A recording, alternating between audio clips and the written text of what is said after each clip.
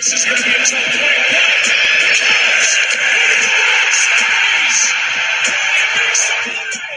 It's over. And the Cubs have finally won it all. 8-7-10. Welcome to the Triple Shot Sports Podcast. We are live. We are here. Baseball is back. I am so excited. I'm happy to be with you guys live. Thank you guys for joining us here tonight. I am joined, as always, by my co-host, Chad Lounder. Chad, how we doing? Soup Boss, baby. How's it going, Brandon? Are you pumped or what?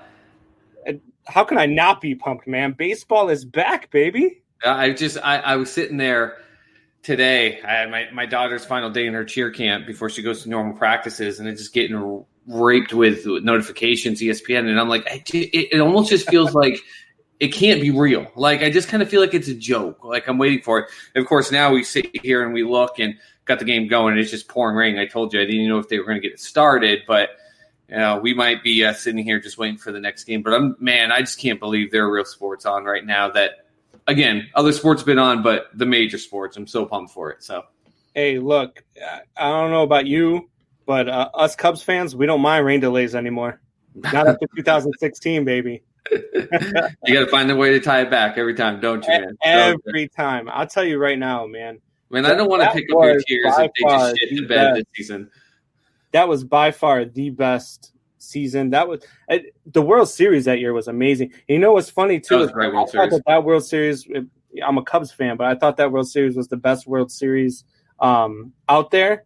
And then the following year, the Dodgers and Astros, man, they put on a show, man. Yep. And granted, now it's a little bit watered down with that cheating and everything else, but man, did they I still enjoyed the hell out of it. Tell me you didn't enjoy the year of Sosa and McGuire. Like, I mean, people love to bitch about it, but like all of us, it was besides the Yankee dynasty. God, I hate those words coming out of my mouth. But besides them coming back, which brought baseball back from the a lot of people leaving it during the strike in the early 90s. I mean, the McGuire Sosa thing, just everyone watched. I remember being like talking to like old ladies who like were like, I haven't watched since 1950 something, and they were watching like every time that got streamed in from Seattle. I mean, from St. Louis or Chicago there. I mean, just everyone loved it. Everyone loved it. So you're a Cubs fan, so you loved it. But oh yeah, absolutely. The only thing that would have made it better for me is if I was actually able to be here. You know, it's a funny story. And before I get into that, hold on. Before I get into that, I got a couple people messaging me. There we go. Asking if we're showing up, if we're going to go live or not.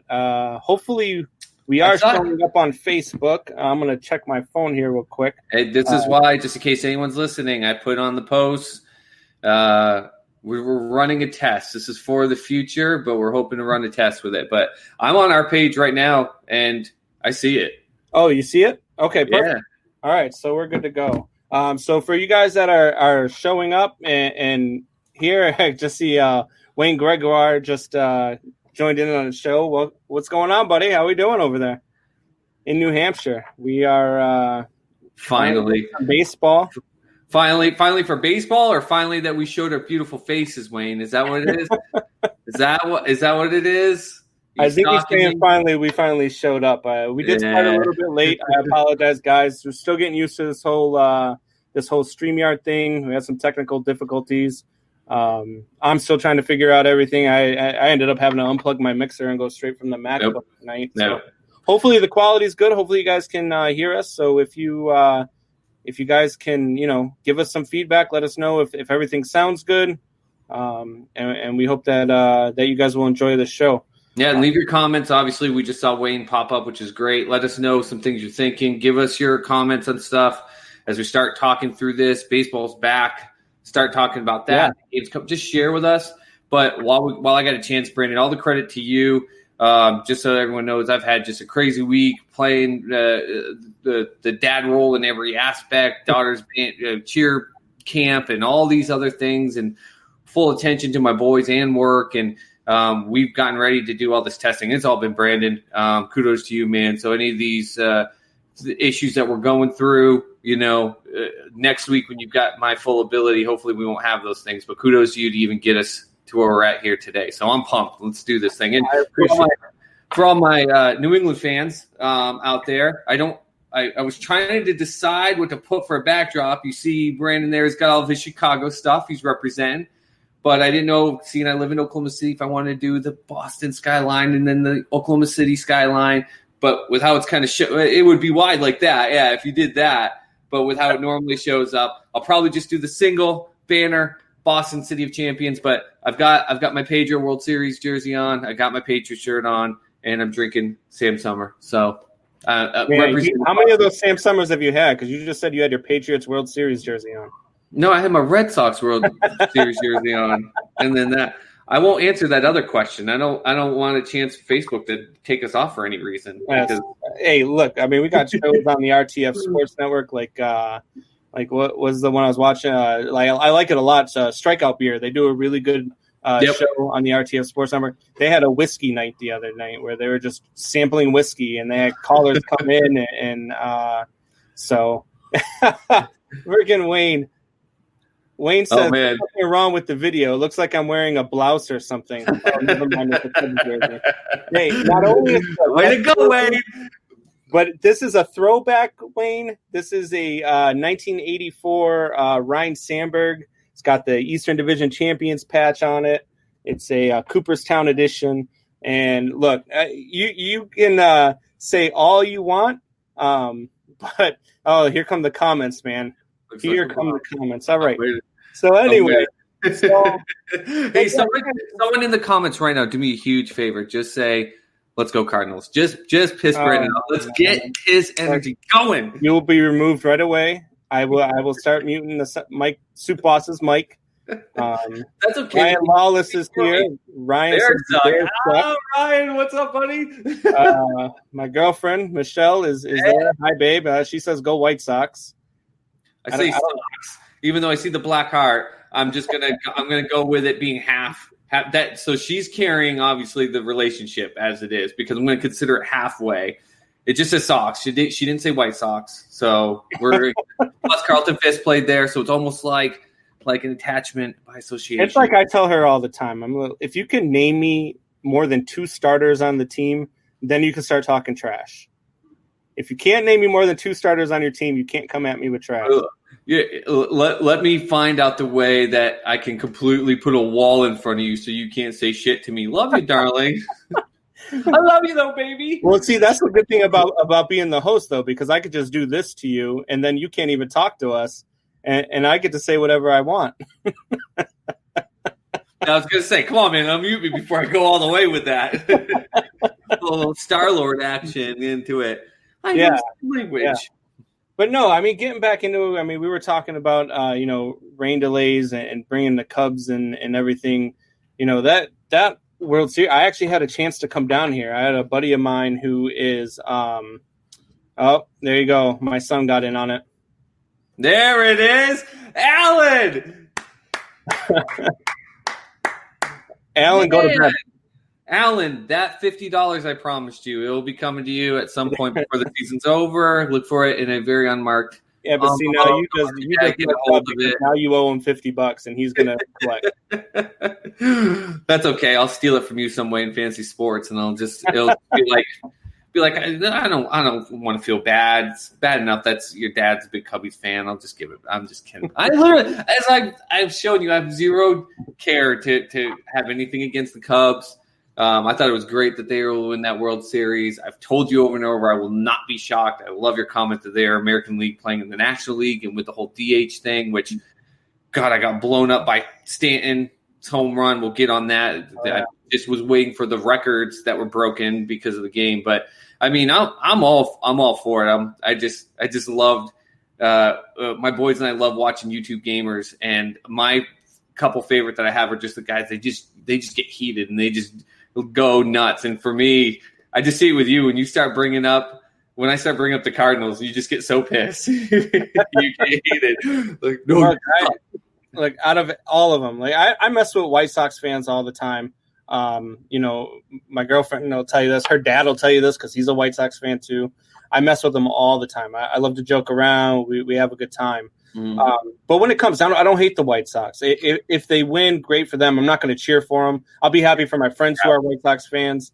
But the Cardinals, look, if my girlfriend was a Cardinals fan, she wouldn't be my girlfriend. That's how much I hate the Cardinals. I can't do it. Sorry, babe. But yeah, and some. Oh man. Are you having fun at work, Dad? Well, all right. It was nice being your co-host.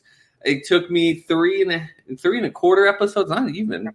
So if you had the over/under of me getting kicked out of the TSS podcast at 5, you win. Congratulations. So. Well, at least my family's getting in on it. My 16-year-old wants to know, how do you both feel about the Mookie Betts trade and contract? Well, the trade happened last season, bud. So, Well, I mean, we've gotten new shit to talk about here recently. Outside of we got a rain delay going on. I mean, it looks like a waterfall right now in DC.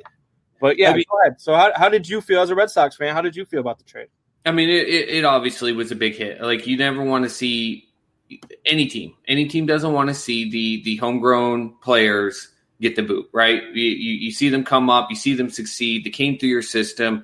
They were a rookie. They did something great. You want to keep them because that is your own. We always get excited about the big free agent signing or trade or something, right? But Mookie was a part of it. The problem is, and I think a lot of fans really started to see it, is not that I think it's bad, but they went really heavy signing with pitchers. And pitching wins in the end. We've seen it with almost every World Series. Very rarely are teams just smacking the ball out of the yard to win World Series. You got to have that pitching. You got to have that 3-man rotation. And it was just obvious that Mookie was going to get that max contract, something big. So the thought process, I know a lot of people in Boston, and I kept saying it over and over, I just did not see it happening, was they traded him, they get a piece for him, and then it frees up money so that they can sign him back. And I just think that was just, no offense, my fellow Boston fans, that was just spoiled Boston hopes and dreams. And it's not to say that it couldn't have potentially happened, but I knew he was going to sign somewhere big. I thought LA was going to be one of the teams. I don't think they make a trade for him without the thought process of, we're going to do this. We're going to make sure you're on the team. Now, with the said, the trade was so semi gut wrenching, but there was still that sliver of hope. That contract, I'll say on Sports Soup, I don't know if you're okay with it. I'll drop the page on Facebook. That's why I'm called the Soup Boss. If anyone's wondering, we've got a great group online called Sports Soup. We'd love to have you on. A lot of people, we just try to talk sports, any sport, any type of thing. We have fun. We debate. We try to keep politics completely out of it. We try to keep fighting out of it and everything like that. But we just go at it and have a good time. But I mentioned on there, I said, absolutely amazing deal for the player. Terrible deal for the team. Not that Mookie Betts is not worth locking in, but maybe you can jump in here, Brandon. Tell me of a time you've seen a single player get 10 years or more in a contract, and it has been considered from beginning to end a great contract for that team. I can't think of an example where that's happened. In fact, here's a little bit of, while you answer that question, here's a little bit of trivia for you. Who is the only player that has signed a 10-year contract that's also won a World Series? Yeah, I mean, the last player signed a 10-year contract and won a World Series was A-Rod. Yeah, okay, good. No. It was pretty easy trivia, but it seemed to stump some people. Yeah. I think we just haven't had sports. People just try to forget about A-Rod. Well, that too. Yeah. I can't forget about A-Rod because Veritek's fist right in his face, right in the kisser. That was that's one of my favorite things over there. I just figured out how to put a banner, scroll across the ticker there. We got the look at that. Welcome to 2002 TSS. Hey, I'm learning as I go, baby. But no, I mean, look, the long contracts, I don't like them either. I don't think that, especially in baseball, you're going to give a guy a 13-year contract and 5 or 6 years into it, he's going to start falling off. Right. You know what I mean? So the Pujols one was probably, I'm trying to think now, man, of all the big ones. Pujols one is probably the most disappointing one. He fell off. He has been able to start to come back a little bit and kind of even it out. But right off the bat, he's the first one that comes to mind when big contracts that were flops. A-Rod won a World Series. A-Rod was good for a long time. I mean, everybody talks about the steroids, and we're going to get into that tonight, I promise you, because it got brought up again today. It's one of those things that, certainly gets me going for sure. People will never let it go. It's gonna always be, hey, yeah, there's my brother right there. My brother from another mother. What's going on, Jeremiah? We got to know each other when young. He's lucky he survived. He dated my sister. Not that he survived me, but he survived her. I love you, Ashley, but She's brutal. She's a New Jersey girl, so she'll kill people. And we grew up doing things, Sox, the championships, everything like that. Like, we've gotten angry together, thrown things together, gotten drunk in bars and during Sox games where I don't even know if we knew the outcome together. And, we cried 2004. So I've had many of those times. Yep. Many of those times. So Wayne had said something about that contract. He said he's glad the Red Sox did not give him that contract. We don't need another David Price. I agree, Wayne. Agree with that. To me, I just did a blog not too long ago, a few weeks back. Stop the press this real quick. Top 10 players in baseball right now. Hold on. Breaking news. Oh, you disagree with Wayne. Holy crap. That's insane. It literally scrolled across ESPN's page like Brandon Combs disagrees with Wayne. Holy shit. Well, see, this shocking news. Is because I wouldn't have given him a 10-year. I wouldn't have if I'm a Red Sox fan, I wouldn't have liked a 10-year deal either. And I understand that aspect of it. But you can't compare him to David Price because David Price was never a top 5 pitcher in baseball, ever. He never was. He was a very good pitcher, but he was never a top 5 pitcher in baseball. Mookie Betts is the 3rd best player in baseball right now. It goes out by a mile, Bellinger, Yelich, and then I have Mookie at 3, and Bellinger's right behind him at 4. Though I'm not disagreeing with the point that you're making. The problem, though, is that when you make these type of contracts, you're signing it, even though Mookie, and I haven't fully in my head figured out where he lands, but he's probably top 5, yes, in that aspect. And though David Price wasn't when they signed him that high, he was at one point. But usually when you sign these big contracts, it's because you're just trying to eliminate anyone else in the bidding. And it's like, okay, we're getting you for what you have. We're getting you for potential coming up, and we're getting you for leadership. With David Price, it was almost known that. Like, we're not going to get 10-year aspect out of it. And you couldn't do that again. You just can't. Every time they've done something like these type of contracts, it just doesn't work out well for the Sox. Right. As we've said, it doesn't work out well, it seems, for any team. And we didn't need to get that locked in. Mookie, I love him to death. I will absolutely be rooting for him in what I believe are the best-looking jerseys in all of MLB. And we can debate about that at a different time. But they paid a lot more in order to lock him in, so there wasn't a bidding war. I think even if you ask the Dodgers today, did you pay too much? They go, yeah, but it was worth it now. Now, like you said, what happens in 6 years? I don't think they'll be thinking so much. And I give kudos, to go back to your original point, to the Angels, who I think most teams, probably 2-3 years in with that contract, and what happened to him would have been like, we need to find someone that'll trade him. We'll take half of this contract. Someone pick him up. And they've stuck to him. So that's great that a team has stuck to it, and it's starting to pay off, but it's still not even worth it. It's just not. Right. And I'm going to go back here and start agreeing with Wayne again, because he says smart move is signing guys to 7-year deals when they still have arbitration, like Evan Longoria. Another good one that just happened more recently was the Rockies when they signed Arenado. Arenado's on an 8-year deal, and he wants out of Colorado. And as a Cubs fan, I think that's great news, because you're about to lose Chris Bryant, who to me is arguably better than Arenado just because of his resume.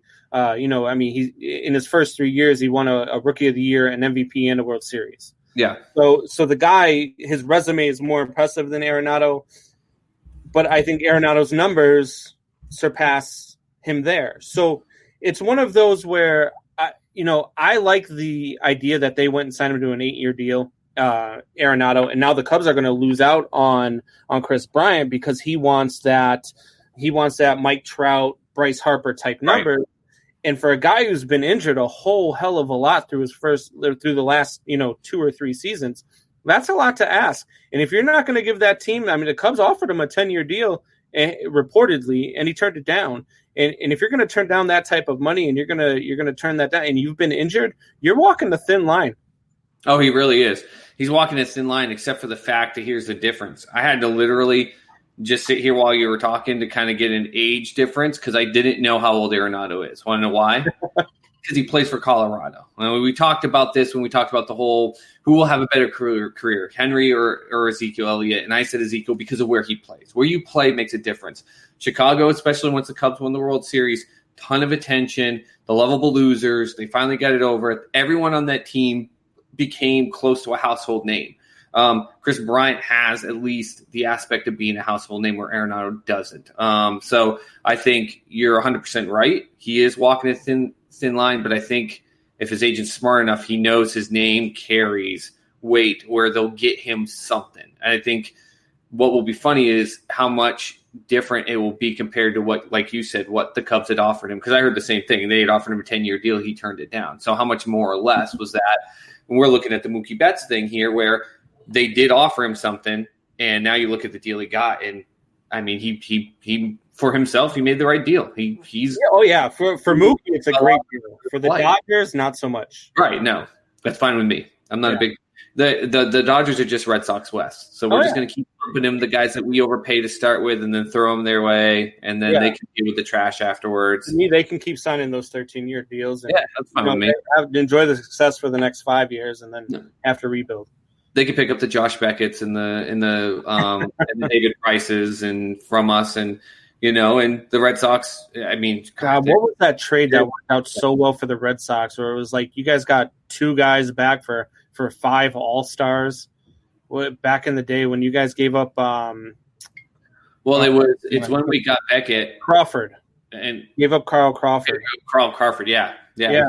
Yeah, everyone just said that he just had a hard time playing in Boston, which there is an aspect of you got to have the right frame of mind to play in cities like New York and Boston and Chicago and everything like that. But that wasn't it. It's that case of when you're the best player on a bad team element. When he was down in Tampa Bay and he was hitting the lights off the ball, you got to have some skill, right? That just out of nowhere. But I remember when the Sox signed him, even Red Sox fans were like, trying to find a reason why I should be happy about this. I remember I was working for a sporting goods store in the Northeast. Olympia Sports dropped their name. They just went through a purchase, broke my heart. But I just remember fans coming in and going, normally when we'd sign a big guy or trade a guy, like when the Pats traded for Corey Dillon, I had a list, and I was in this 2 small stores in the New Hampshire area. Man, I had a list of like 160 people that wanted his jersey. Tell me when they come in. Here's the sizes. When Crawford got signed, I think there was like 3 people. And a lot of people were like asking us, like, what do you think about that? I'm not sure. And so that was a big one for us in that aspect. But that seems to be, but unfortunately, it's going to be the case where I think the benefit for you in Chicago is that you can your team can evaluate it a little bit different unless the White Sox make a push and you've got that inner city rivalry where you got to be like, okay, we got to beat them out on getting these big guys. The Sox are always going to have to compete against the Yanks, which just sucks. It's just we have to try to get them before the Yanks do. And I hate that because the Yankees flat out overpay for everyone with the thought process. Don't you think that's more of a fan mentality?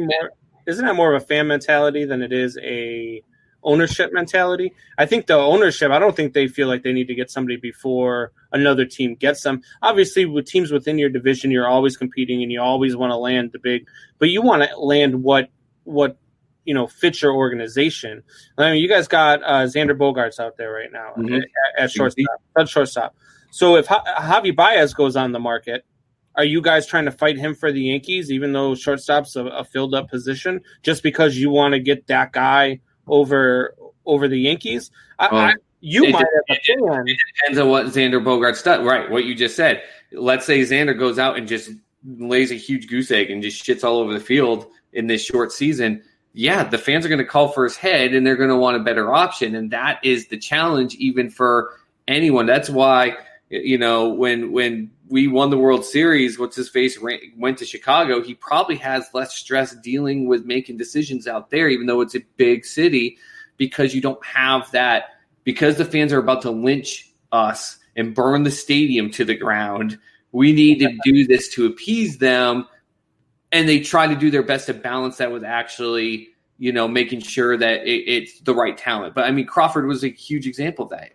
Price, even it was a stretch. I think Price even went to his introduction meeting and said, "Hey, I know, some people already have questions about what I can do. Trust me, I'm here. I'm going to compete hard, and I'm going to show everyone what I'm about." He already knew that people were questioning like that. You really paid this much for this guy? Like, they got to appease the fans, because when you have such a loyal fan base that's going to continue to go there and put money in your pockets and pay the prices of some place like Fenway Park or Yankee Stadium, you got to appease them at some point, because if they all leave, it's going to suck. It's really going to suck. So right. All right. So we got some more comments rolling in. We got. So what do we got here? Who do you guys think will get the MVP this year?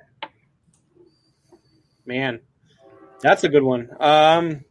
So let's do this. So Wayne on his show, he did a good thing where they were doing predictions for the NFL. I joined their show, and they did an MVP and they did an LVP, least valuable player. I think that was a little bit more fun. So I'll go first. I'll go first with my most valuable player. Okay. I think in the American League, my most valuable player is going to be Mike Trout. I mean, it's an obvious. I mean, the best player in baseball, and it's really hard to beat him out for an MVP. And I have them going to the World Series. I think he's going to have an outstanding 60-game stretch. It is going to be tough this year, though, with it only being a 60-game stretch, because there is going to be somebody that sneaks in there and just has a crazy 60-game stretch. There always is. There's going to be somebody who hits 400. There's going to be somebody who just does things that you've never seen before in a 60-game stretch. Happens every year. But in the NL, I'm going to go with Javi Baez. The Cubs, again, I have them in the World Series. I think Javier Baez is the best shortstop in baseball. That guy has hands and range for days, and he can just flat out hit. I love Javi Baez. I talk highly of him. I have him in my top 10 players in baseball. And to be honest with you, I think that Boston fans are going to hate me for this, and Chad Launder might take off his headset and walk away from the screen for a minute. But I did a blog a few months ago, and it was you did a blog in the middle of COVID. No one gives a shit. Top numbers of each player for each number 0 to 50, and I had, obviously your boy there, Ted Williams, at number 9. But I don't know, man. In 5-10 years, Javi Baez wears number 9, and he may take that from him. I ain't gonna lie. Wayne loves to get people going about, especially Boston fans. He loves getting you guys going about. Man, I want to be more mad, but I still, we're only a week away from sitting here where I had to try to debate you on the fact that Jameis Winston was a top 10 NFL quarterback today. So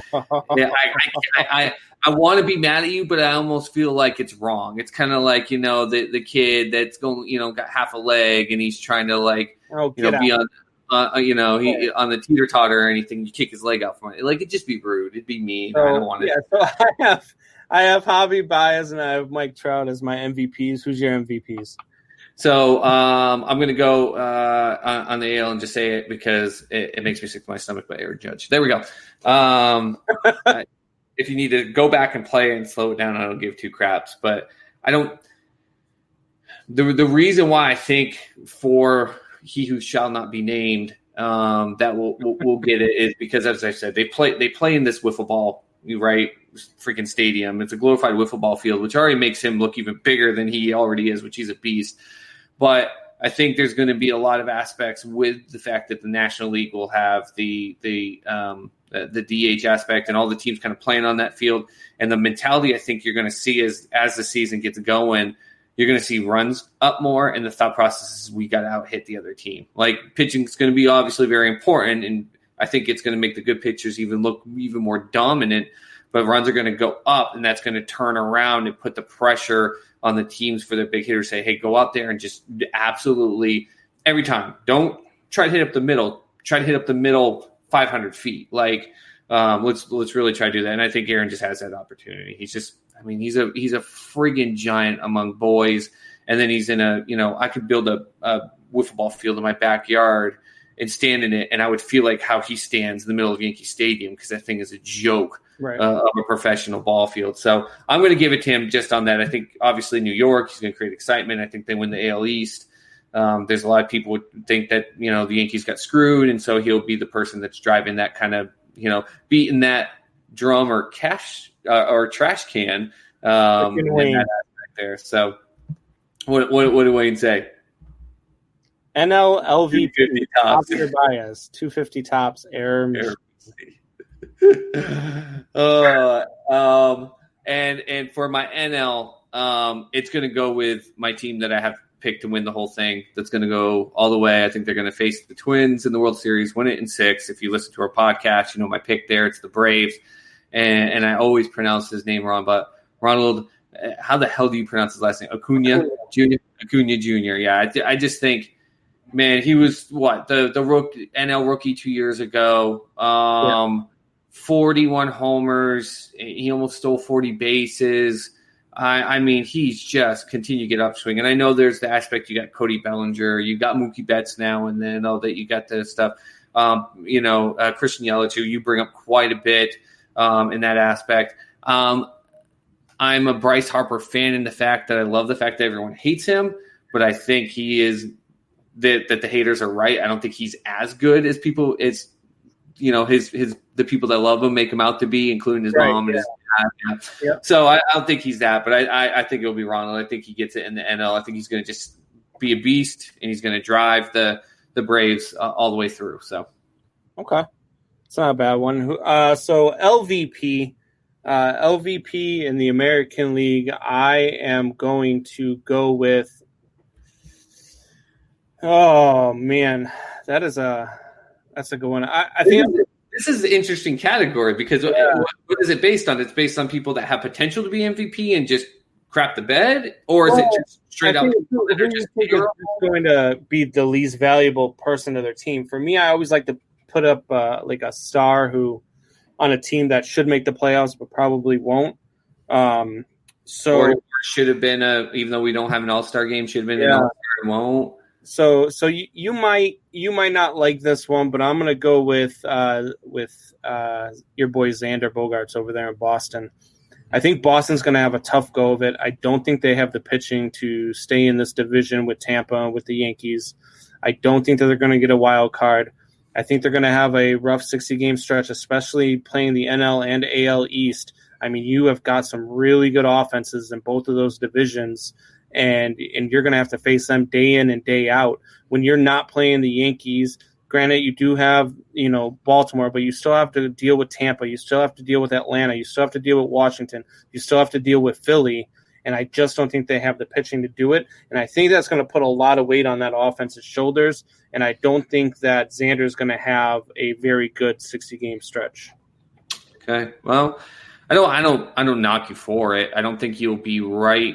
Not just because I'm a Sox fan, but because, his attitude this offseason has just been so fantastic. He's not like, we're going to come in and everything. He's just been very calm and collected, but very cool in saying, all right, we're the underdogs. That's fine with me. I like being the underdog. That's okay. They can count us out this season. That's fine. He's taken on without shouting it to the mountaintops, he's taken on a very cool leadership role and just very directly with the press and just saying, that's fine. We're okay with it. We're okay. Which, in turn, he's turned around internally and going, guys, they just don't think we got a chance. And that's a great dynamic for anyone to have. If you can walk into any game, any series, anything and say, no one thinks we have a chance. It gets, especially in sports, it gets you pumped up, right? It gets you energized and everything. And I think that's a big thing. And I think that's going to help him out. Is it going to have MVP numbers? No, but I'm going to put him as the LVP just because it sounds like the expectations are going higher than I think it's going too fast. And you're one of them. I don't think the White Sox are there yet. I think they've got some good stuff going. They're not there yet. And I think there's this grasp for, hey, this is the opportunity with 60-game season. And I think there's going to be too much put on Manny Machado. I really do. I think they're expecting him to break out, be a monster. And I think that pressure, he's not mentally built in that way. And with everyone almost kind of saying, hey, you can get there a year earlier than expected, I think that's going to put some uneasy tension on his shoulders. And I think he's going to he's not going to do horrible, but he's going to be nowhere near to the point where he should be. And I think that's going to give him the LVP for me in the AL. Again, this is a weird award because it's kind of like you do realize. So I'm going to bring this up real quick because Wayne says Acuna is a great pick. At least one of you guys watches baseball, and I'm gonna combat that with this. At least one of us watches baseball, and he just picked Manny Machado to be his AL LVP for the White Sox, and Manny Machado definitely plays in San Diego with the Padres.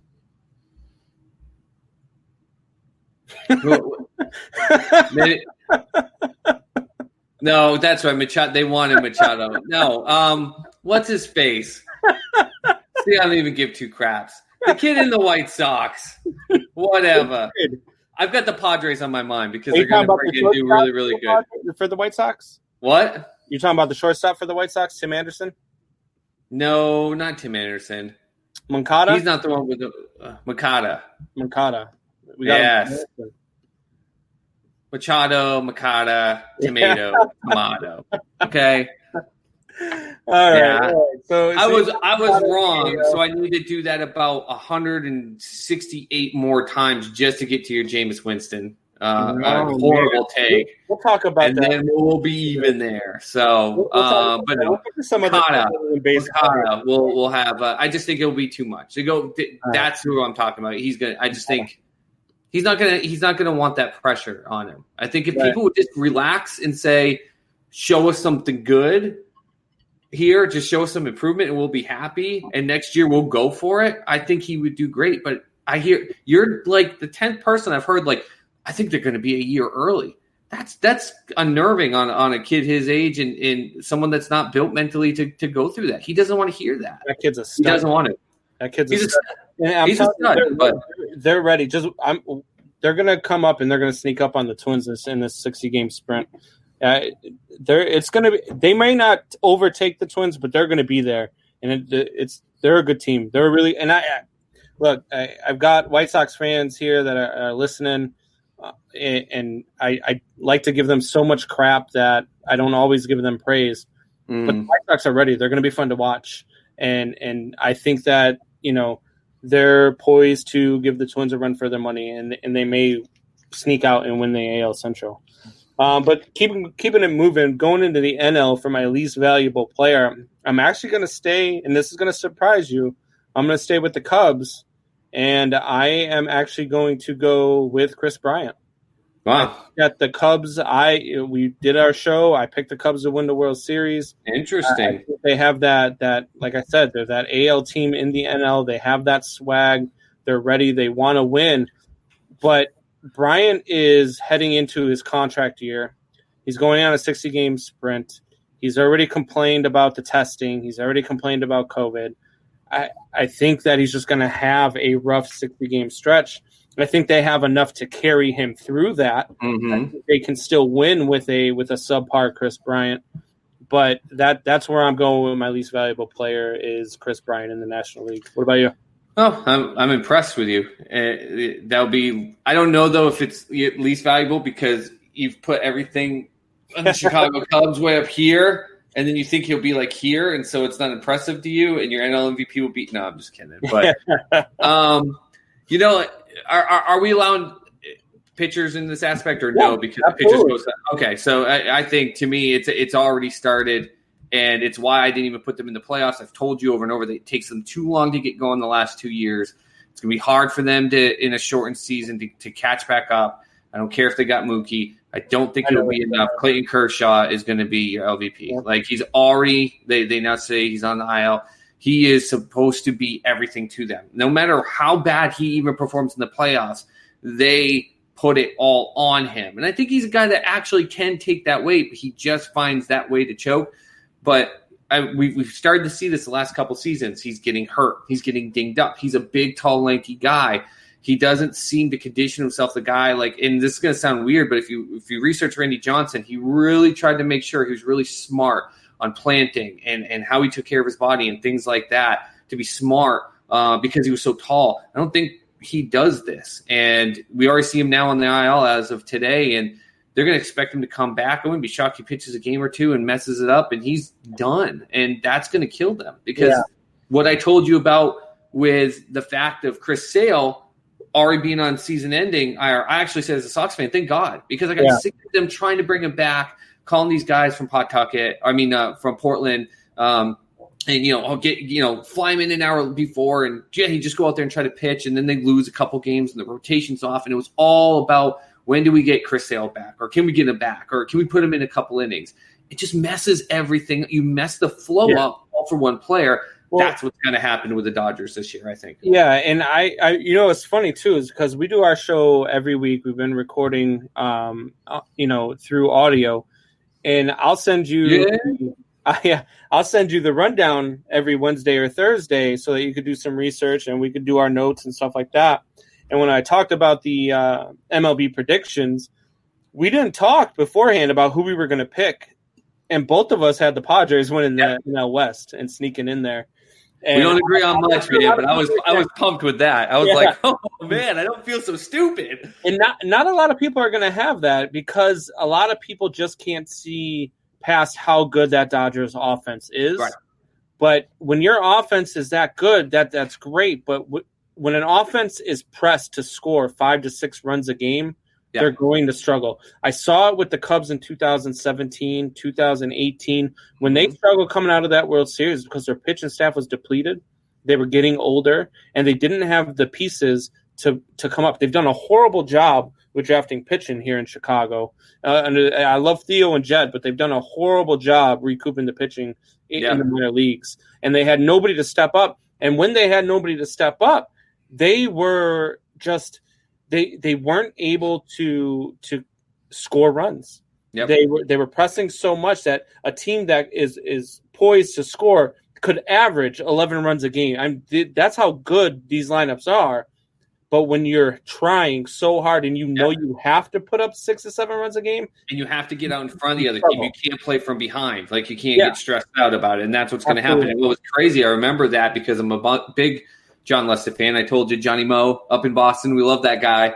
But I remember where all of a sudden I kept seeing articles where it was like, can Johnny Molester, they didn't call him that. Can John Lester, can he step up in the way they need him and all this stuff? And I remember reading these articles and I'm like, okay, I love Johnny Moe.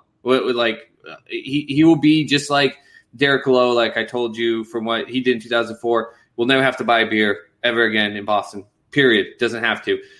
John Lester is in that same category, but it was like, I know he's getting older. I know he's not your 1 or 2 pitcher, and that Chicago really wanted to do it. And I'm like, that's too much pressure. Yeah. And to go to your point, that means it's not going to work, and therefore your hitters have to get out way ahead. Right. And you never want that. It's great when your team goes out there and knocks in 5 runs the first inning. But what's funny right now is they got David Ross at the helm, and they just came out with their rotation yesterday. They announced their rotation. And Les, you just almost had me call him Molester. Oh, my God. Yeah. So Lester is real good friends with David Ross. He loved David Ross. He was his personal catcher, with the Cubs.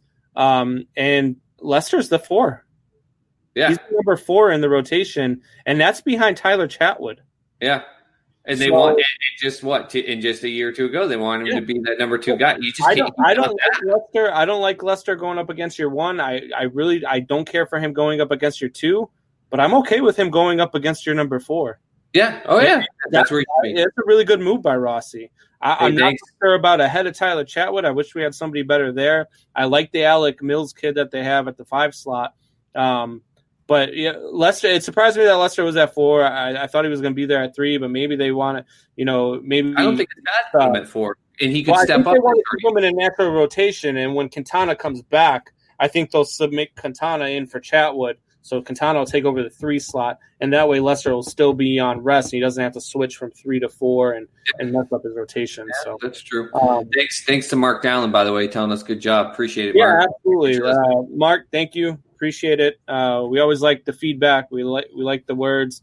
If you guys want to hear us talk about anything, feel free. Put it up there. We will certainly get to it. The next thing I kind of want to get to, it's a perfect segue here.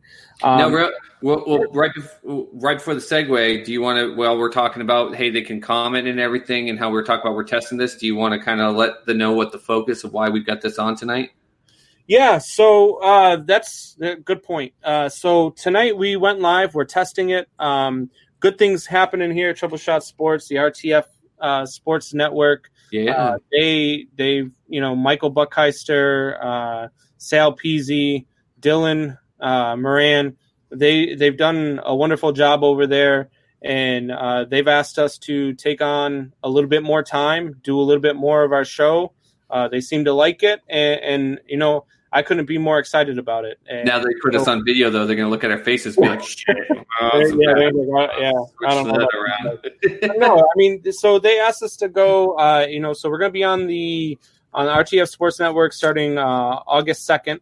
We will be live on Sundays, Tuesdays, and Thursdays at 7 p.m. Central Time, 8 p.m. Eastern. We will be live on Sundays, Tuesdays, and Thursdays.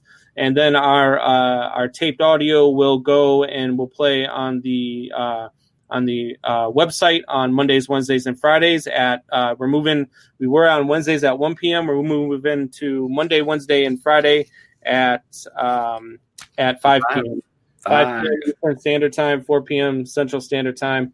So, enjoy us on your ride home. Give us a listen. Let us know how we're doing. If you're riding home, if you're still at home, due to COVID, just listen to us all day long. Listen to the whole RTF network. So absolutely. The other thing I wanted to get to is I did promise for our live listeners that we were going to have a giveaway today. Ooh. So I'm going to have a series of clues. Okay, and in these series of clues, is this like Blue's Clues? Like, there will be no on it. I should have got a baseball thing to jump across the screen or something. But there will be no blue pause or anything like that. But there will be a set of clues, and the first person to answer it who does not work for the RTF Sports Network. So sorry, Wayne, you're out. I would have told you were wrong, even if you were right anyway. And family members as well. So sorry, boys, you guys are out too. But I'll give a series of clues here, and the first person to give me the correct answer through messaging or through the comment stream, preferably through the comment stream, will win a autographed Yankees batting helmet. It is autographed by Ronald Torreyes. I know. That's a cool item. That's a cool item. It's one of those things where it's opening night. The Yankees are playing. There might be a Yankees fan on here. I know a couple of them who may be watching the feeds, and they may want to get in on this. If you choose that you do not want the Yankees batting helmet, you can also choose a $25 Visa gift card, which Chad will be paying for. So for YouTube TV, man. So you could choose the $25 Visa gift card as well if you want. So the first clue here is baseball. Well, that's the first clue. So you know what that means? If you want to get the answer, you're going to have to keep listening to us for a little bit. What is the worst ranking ever given to a player at number 9 ever on any list? That would be Ted Williams by Brandon Combs. Listen. Do I win? No. I win? I win? You want to talk about worst rankings ever. All right. I just gave Michael Buckheister a whole lot of credit, and now I'm going to give him a whole lot of shit. So I'm just going to let you go. Michael Buckheister came with a list of his top running backs for the Mike and Mike Man Hour heading into the 2020 season. And at number 7... Jeez, I got to mute my mic or I'm going to say something terrible. At number 7, this guy came out with Derrick Henry. Look, not even top 5. Look, no, and I read the list afterwards, and I went, you know what? If you didn't have him at 1, fine, I'm okay with that because Zeke is definitely the clear number 1. He is. You don't have him at number 2 or 3. We could argue about that, but you had him at 7, and not only did you have him at 7, you had Le'Veon Bell and Miles Sanders. Miles Sanders, that's the one. Miles Sanders? Why? What the hell is your reasoning for Miles Sanders, Mike? Miles Sanders. Why isn't he on here? He needs to. What the hell is he even doing in the top 10? Look, you know what's? I was arguing with him on Facebook about this afterwards because we started talking on the post, and I started arguing with him, and we went back and forth. And his whole reasoning for why Miles Sanders and all these guys and why he's got Derrick Henry down at 7 is because Derrick Henry only had a good stretch of games. He wasn't a consistently good back. He had 1,500 yards. He gave me some stupid ass answer about one game. He had a bad game. That was it. Miles Sanders had 12 bad games. What the heck? Le'Veon Bell had one bad season. How about that? Miles Sanders had, I think it was 789 yards. It wasn't even 800. So he's averaging 50. Even if he was consistent all the way across the board, he's only getting 50 yards a game. And you have him ranked not 1, not 2, but 3 spots ahead of Derrick Henry. You're out of your mind. I said this on last week's podcast, and we talked about this, and you really liked the analogy there, Chad. Yeah, we're both wrong, by the way. 808 yards for 4 points yard per attempt average for a whole whopping 3 touchdowns, all 16 games. But I guess because he only averaged technically 9 games, so I guess somehow that makes him so much better than Derrick Henry. It's bullshit. Look, he's out of his mind. I don't know what the hell he was thinking. And you came at me with... I want to play him in fantasy football at least. Yeah. You came at me with the Jameis Winston take, and I'll tell you right now, I can make a hell of a better argument for Jameis Winston in the top 10 than you can for Derrick Henry at number 7. I would love to see you both try to debate both of those because they were both asinine and terrible reads by you both. It was horrible. Chad, I want to ask you one question. One question about Jameis Winston. How many quarterbacks in the league last year threw, and don't give me another question on top of it. Answer the question first. How many quarterbacks threw for 5,000 yards and 30-plus touchdowns? No. No. I'm not giving you another question. He did because he was constantly throwing. I told you, if your opposing team comes in and scores a touchdown, and then you come in, hike, I'm going to throw it to the other team for nothing. You're down 14-0. Of course, you're going to keep throwing the ball. This is 2019. It's not 1985. You're not going to line up in the I formation and go, that's okay. We're going to go and try to, slam it right up the middle. We'll catch up some. That's not how the game is played anymore. Of course, he had a ton of yards. He's a good quarterback, but he's not a top 10 quarterback. He was top 10 quarterback. Carolina, who played him and saw him and was a worse team record-wise, would have looked at him and went, there's our opportunity to get better. Instead, they went with the guy who has had injury problems and started 5 whole games last year. They trusted in his 5 games and what they saw over. And you want to know why? And I wish I'd brought this up with Teddy. Teddy, because you want to just talk about stats. Teddy didn't have in those 5 games anywhere close to the stats Jameis Winston did, correct? Yeah. Right? But you know what he had? He had the smarts. He had the intelligence to know how to win games. He knew when to throw the ball away. He knew when to throw it in the ground. He knew when to run out of the pocket and make something out of it. And he knew when to run out of the pocket and throw it out of bounds. He didn't make the critical mistakes. You can't make critical mistakes and be called a great quarterback just because you can throw the ball all the way down the field. It's not. I got you. I get what you're saying. I get the argument against it, but I still stick by it. He's a top 10 quarterback. Hey, Jared. It's Jared right there.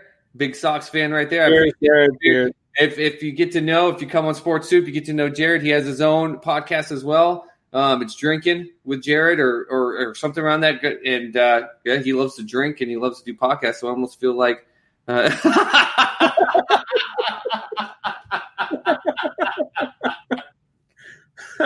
No. Look.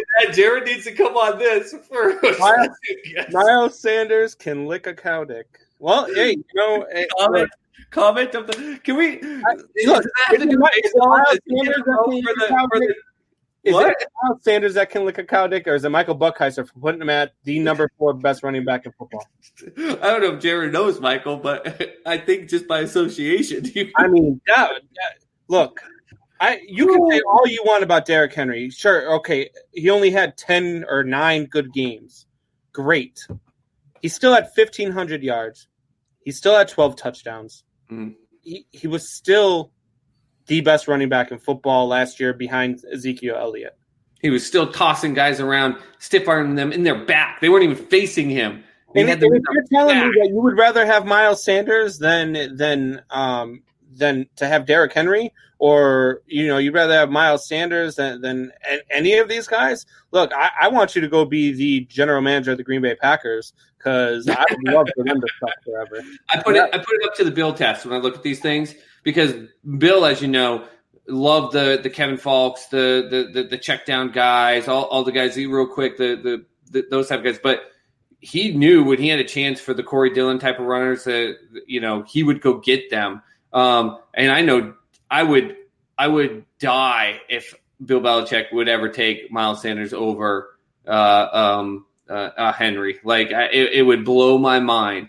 And so if even Bill, even with his check down system with his running backs and everything, if he's going to go with Henry, which I know he would, because he knew kind of like LeGarrette Blount style, and obviously Blunt's nowhere near compared to Henry, but just going to how can you not go with a guy that can literally burst through a brick wall and carry – that 99-yard touchdown run should completely wipe away that stupid one game that he brought up. Like that, you can't do one game and make it a system for voting. You can do 16 games of 30 picks with 16 pick sixes and make that a reason.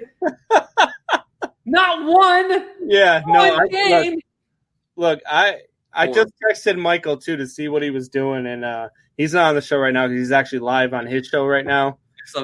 He's like, he says, "Why? What's up?" I said, "We're roasting you."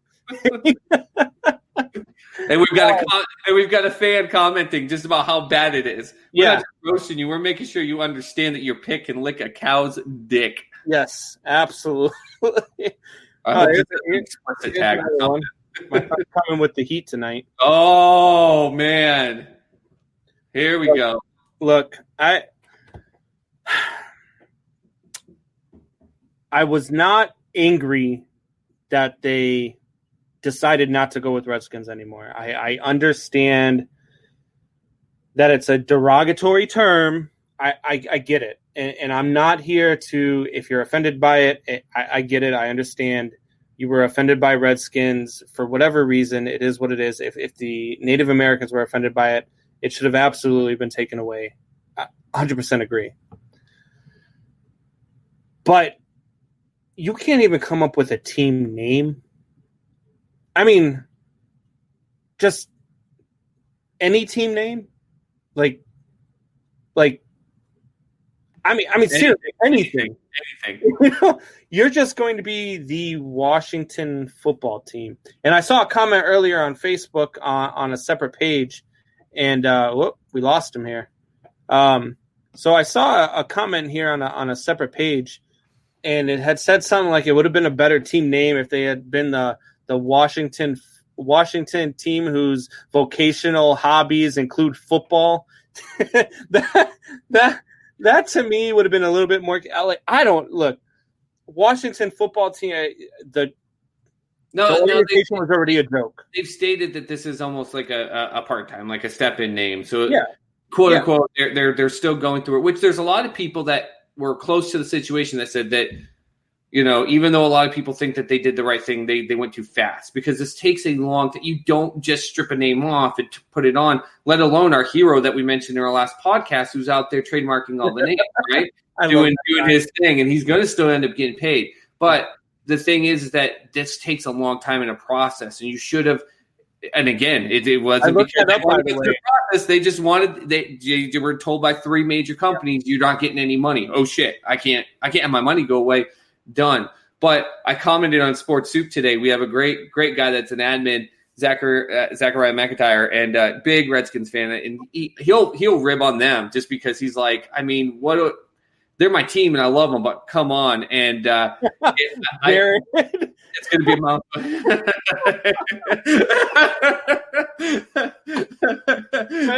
That's you know what? I didn't even think about that. That if she's still doing that, oh man. If she's doing that this season, that is going to be a tough one. I think she is. That's going to be like that. You know how when you go to a family member's birthday party and they've got like an either oddly long name or oddly short name, and you're saying happy birthday, and you're like, happy birthday, dear. Yeah, that's exactly what it's going to be. Yeah, I told Zachariah, I said, now you guys as fans can just be like, when you watch sports movies and you have the extras come in and they don't say the name of the team, but they're in the background and they're going, yeah, go team. They're just saying go team. That's it. That's all your fans are going to now say. You literally don't even have what is considered a real team anymore. You have a Hollywood sports team made up that you guys get to sit around and go team. So let's face it, though, did Dan Snyder have a team anyway? I mean, were they a real team before this? I said maybe. When they got rid of Redskins and they said they were getting rid of Redskins and they weren't sure what the team name was going to be, I said this on our podcast. I said, we as a team, I'm more offended by the way that they've been run as an organization than I am by the term Redskins. Right. And so this is kind of a fitting name, albeit a stupid one. It's kind of a fitting name because that's who they are. They're the Washington football team. They're that team who everybody looks at and hopes that they have them on their schedule. Mm-hmm.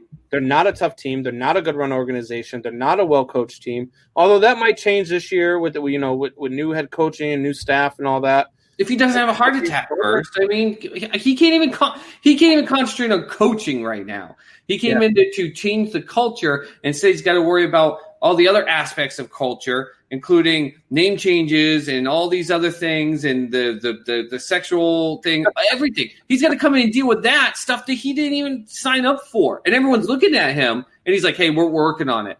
I look at that guy, and I know that he's saying all the right things because he seems like a good guy and a good coach. He did great stuff in Carolina for the players, the fans, the community. That's what they got him for. That might have been Dan Snyder's only good hire ever, but it's about to walk right out the door because the first time he gets a chest pain around the shoulder or he has to do one of these right here, he's leaving. Like, this is not going to be good for his health or good for his career if he can't. You've got a quarterback who kind of had a weird rookie season aspect, but there are still a lot of people that think he has a lot of great potential. He was supposed to be able to work with him like he worked with Cam Newton. I doubt he's been able to work anything with him at all because he's into PR crap constantly. That's not good. That's not what he's doing. And he's not going to deal with it any differently in Washington. Leonard, what's going on, buddy? Offended by that Cubs logo on your shirt? Says the guy with the LSU tiger in his freaking picture. I was hoping that with that there'd be another comment that Tim would just say "Go Cardinals" just to piss you off. Oh my God. Would go on there. You with that Cardinals stuff, man. Now your mic's muted. How you like them apples?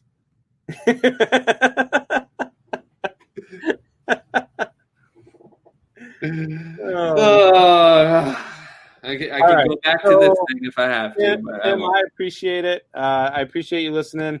Sorry that you're offended by the logo, but you won't be offended when we beat the crap out of the Braves in the playoffs. Oh, maybe you will be. I won't be, though. And Alan's really searching for that $50 you promised him. There it is. Look at that. You just did it again. He goes again.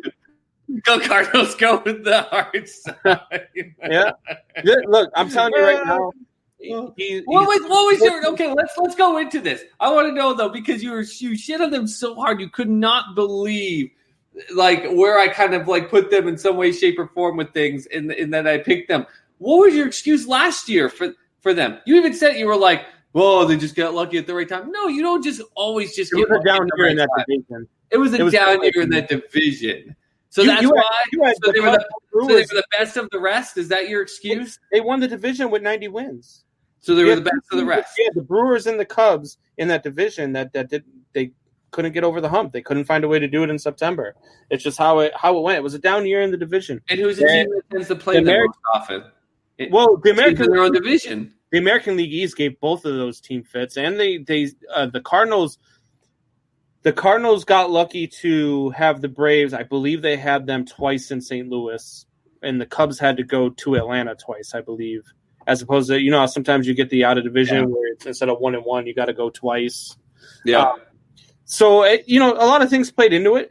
The Cardinals won the division. It is what it is. Holy shit! I can't believe you actually admitted it. This is like conspiracy theory stuff. I mean, fuck them, but they won. They won the division, and yeah. By the way, we got baseball back on. I've had it kind of going in the back of my Dodgers, San Francisco is going. And Tim says the only way you're making it to the playoffs because of look, Tim. I don't know if you listened to the podcast a couple weeks ago, but we did our MLB picks. I have Tim's a Braves fan. For those of you who don't know, I'll put his comment back up there. For those of you who don't know, Tim's a Braves fan, and the guy, we go back and forth a lot. We go on a lot of the same sports memorabilia pages and stuff like that. So that's how I know Tim. And the Braves I have winning the East, and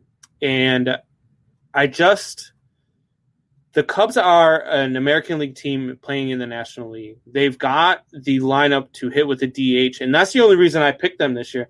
And the other only reason I picked them is because it's a sprint, because it's not a 162-game season, because it's a condensed season, and all you're doing is you're going out every day, and you don't have time to think. You don't have time to look at the standings. You don't have time for this. You don't have time for that. You're going out there every day, and you're playing for 60 days, and I believe it's 72 days or something like that.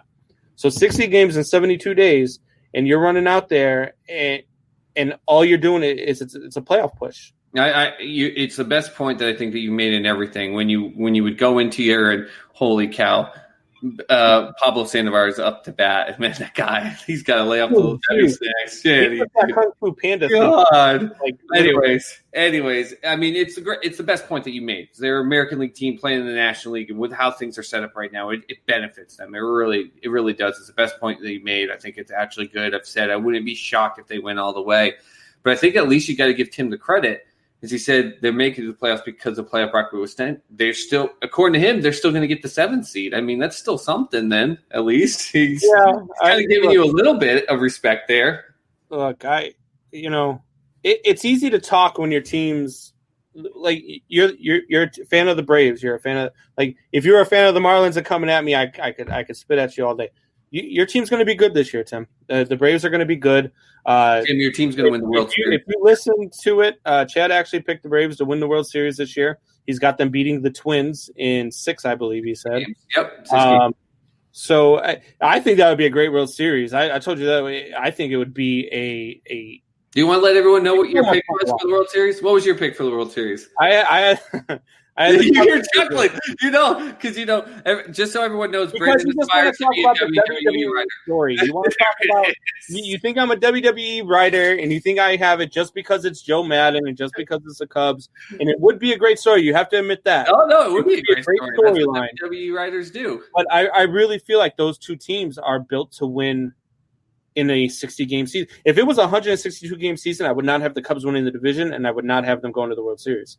I don't even know if I'd have them in the playoffs, to be honest. Wow. I don't think that their pitching staff is built for a 162 game. I think you still put them in the playoffs. I think you would.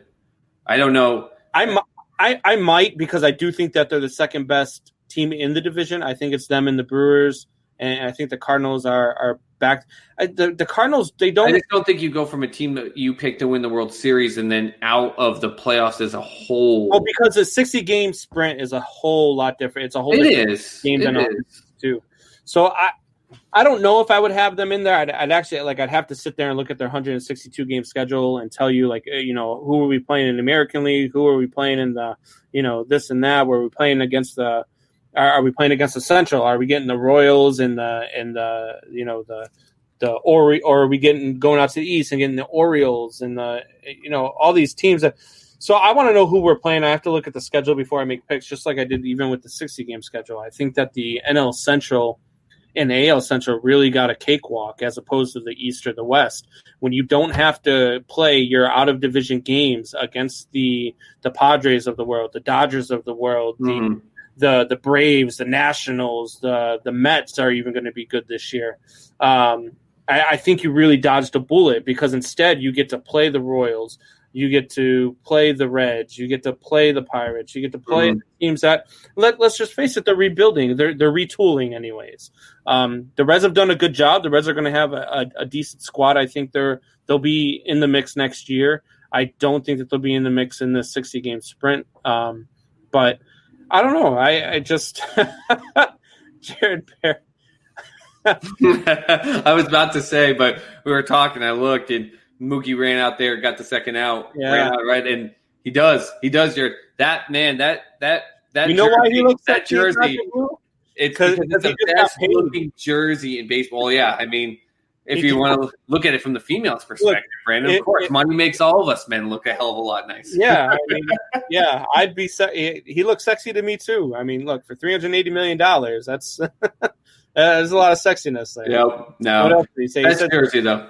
The Panda is at COVID risk. Fuck that guy. He owes Boston money. No, he doesn't. No, Jared, I have to disagree with you. He doesn't know Boston crap because it's what we talked about if you were on here earlier. It's just an aspect of the Boston leadership having to appease us fans because we're so bloodthirsty and we're so passionate and we're so loyal. But we're bloodthirsty, man. If we have when we have off seasons where other teams start signing people. The messaging boards, WEEI, and all these things, they start lighting up like crazy. Like, what the hell? What are the Red Sox leadership doing? What's going on? So you have to sign these guys just to appease the masses. So we've got he doesn't know Boston crap. A little bit off track here. I keep forgetting that we're doing that giveaway still, so I'm going to go with your second and third clues here. Ooh, all right. Back. So your second clue, your first clue was baseball. Your second clue is Cubs and Red Sox. Second clue is Cubs and Red Sox. And your I already know this. Your third clue is ham. Ham. So you got baseball, Cubs and Red Sox, and ham. If you can tell me the player that I'm talking about, you'll win the prize. I think I might know. So Do I officially work? Or I can say it and get that thing so I can use it to light a fire in my living room. You don't qualify. All right. So moving on, we were talking about a couple things in football. We talked about the Washington football team, whatever the fuck their name is.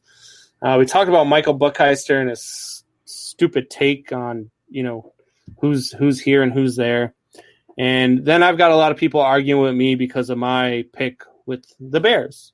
Look, you call me a homer all you want, and I'm not going to deny it. I love my home teams. Homer. I love my home teams. I do. But if they're going to suck, I'll tell you that they're going to suck. I'm the first one to tell you that. Look, do you think they're doing it? Here's my quick question to you. Do you think they're going to do it with Mitch all season, or do you think Big Dick comes in and he I have the Bears at 11-5 this season, and here's why. Yes, I understand their record from last year, and but I also know that they were 12-4 2 years ago. They are a quarterback away from being a Super Bowl contender. That defense is nasty. They've got a run game. They've got the weapons at wide receiver, and this year they're going to have a healthy line. Now they need a quarterback that can not turn over the ball. And Nick Foles is that quarterback. Nick Foles does not turn over the ball. He just doesn't. You can look at the numbers, and I'm right. He does a lot of things. He does not turn over the ball. No, he does not. I love this. I'm trapping you right now, buddy, Oh, because your whole read with Jameis Winston was that would you take him or Nick Foles? And I said Big Dick Nick, and you said no, I wouldn't do that. You're I'll take a any quarterback that will do turnovers. I will take any quarterback that can complete a pass. That's all the Bears need. Mitch Trubisky cost them at least 3 to 4 games last year. Oh yeah. Arm, and they were 8-8. I watched him hit. I watched him not hit. I watched him throw guys running great routes, do a post pattern, beat that safety, and he overthrew them. But he didn't just overthrow them. He overthrew them they were hitting the front of the end zone, and the thing hit the back of the end zone. How do you throw it that hard, that far? Overthrowing wide receivers normally is it just goes over their hands. You just miss them because they do a stutter. So he was sorry, Jared. That's not 10 the right yards. answer, by the way. That's not the right answer, Jared. Good try, Buckner. Good try, Jared. Good thought. But again, those clues: baseball, Cubs and Red Sox, and ham. And if we get off here soon and you don't know what it is, you can always comment on this thread, message either one of us directly. I would message Brandon just because he's got the article. But if you're friends with me and you need to message me, I'll make sure I get it to him immediately. But definitely keep those guesses coming. Absolutely. So not Billy Buckner.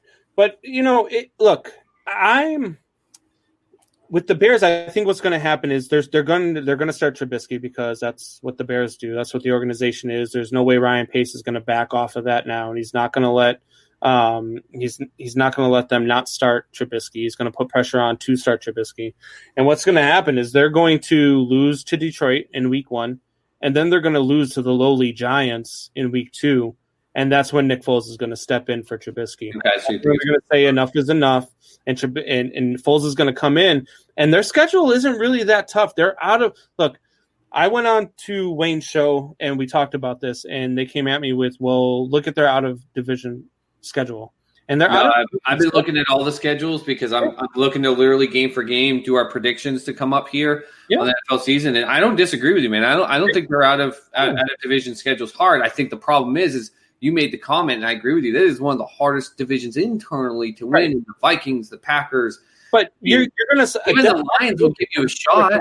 You're going to have 4. You're going to be 3-3 there, going off of that division schedule. You're going to be 3-3. I never pick any team to sweep, and I never pick any. The Packers swept us last year. I think they scored a total of like 13 points in the 2 games. Yeah, I had a bet sheet. And the last one I needed to have freaking win. I did 6 of them. I would have won a ton of money. Was the Packers beating the Bears. They were like a 10.5 point spread. I'm like, that is easy with how the Bears are playing. They only beat them by 6 points, something like that.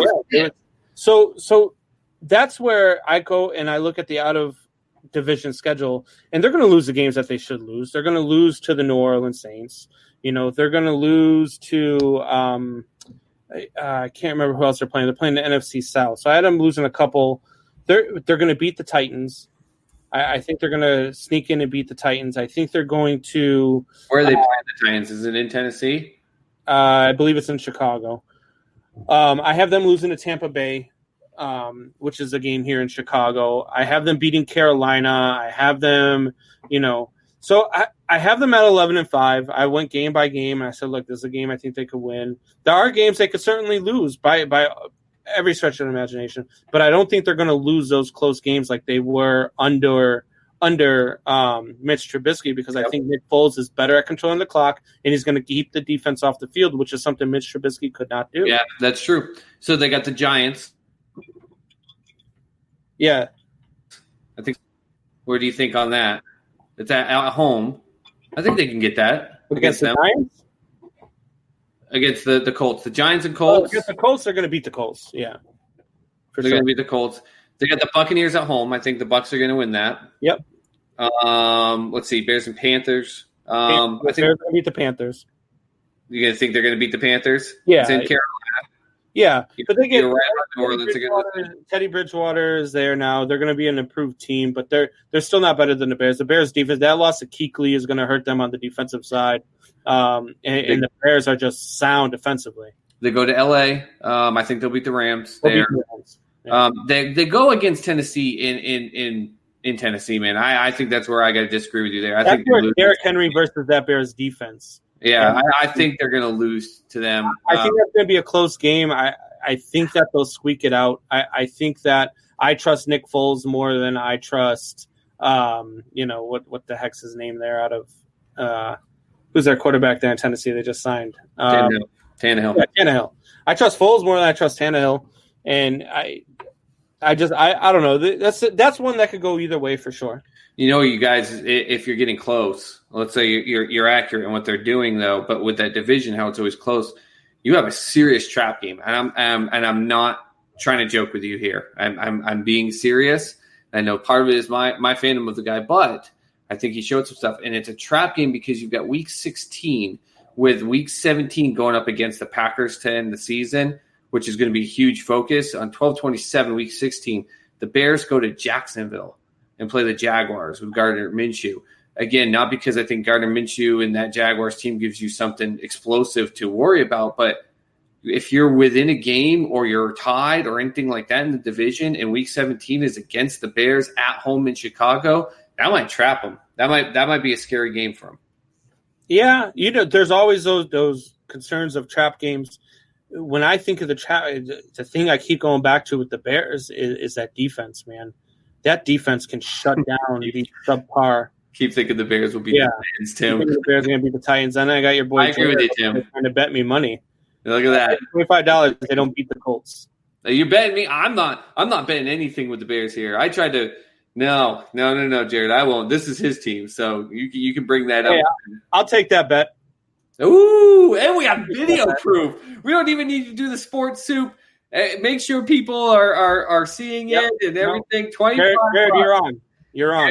$25 that on what was that? That was the Colts. I think that's you're probably gonna have Big Dick Nick in it based on what you're saying because it's Week 4 in Chicago, October 4th. So there we go, right there. We'll be watching that, looking for that big bet. There you go, Jared. $25. And then my son, the ultimate home. You call me a homer. This kid, he still thinks the Patriots are going to be in the playoffs, let alone the AFC Championship game. They are going to be in the playoffs. Who do you think will win, the Patriots or the Chiefs? The Chiefs. Look, Chiefs. The Chiefs are the best team in the AFC. They're a D Ford offsides away from being back-to-back Super Bowl champions. They're also a Patrick Mahomes injury away from never making the playoffs ever again. It's true, but that's the same thing with Lamar Jackson in that aspect. Yeah, it was the same with any team with a franchise quarterback. But the difference is, what was crazy is that Mahomes had that injury, and everyone knew it, including him, and then they called that stupid quarterback sneak. And remember the look on his face when he looked to the sideline, like he did it because the coach called it, and that was the play. That was the dumbest play. That's one of the few times I looked at Andy Reid and been like, what the frig was he thinking? Like, that was dumb. It straight was dumb. So I think, hopefully, because the kid's electrifying, you want to see him just have an amazing career, and he signed that contract and be someone that gets that 10-year success. But I hope they keep him safe and not hurt. But I think Lamar Jackson is going to get, if anyone gets hurt, I think he is first. He's so electric. But these players watch tape. Tim, okay? So I had this argument too. You need to stop thinking about Henry. There are more weapons scoring the playoffs on offense than just Henry. But he's the best weapon. Focusing on Henry while Brown, Smith, and Davis are scoring. Look, but he's the best weapon. Yes. In the playoffs last year, he ran for 447 yards in 3 games. The guy is the beast, and he's the weapon. If you shut him down, you shut down Tennessee. And you're going to tell me that a Bears team that can shut down the run, and any one of those wide receivers that you mentioned, Henry, Brown, and Smith, the Bears have a defensive back that will keep up with all of them. Every single one of them. The reason, and not even just on comparing to how they line up against the Bears, the reason why I think Tannehill came in and had such success and Mariota was having a challenge literally comes down to because how important Henry is. When you use him for what he is, which is a power rusher, but he can still have the speed to quickly kind of get outside if you need to. Your quarterback needs to be a pocket quarterback. It sounds so weird to say, but you need to be able to do the play action pass. And to what you're saying, Brandon, when you run that much, Tannehill doesn't have to be an MVP. He just needs to make the throws when the play action gives him the opportunity, or everyone's so afraid to crowd in the box for Henry that he just goes back 3-step drop and hits that guy in the slant. That's all he needs to do. Mariota's not that guy. He wants to pick it up. He wants to eye the whole field and go east to west. Tannehill's just coming back.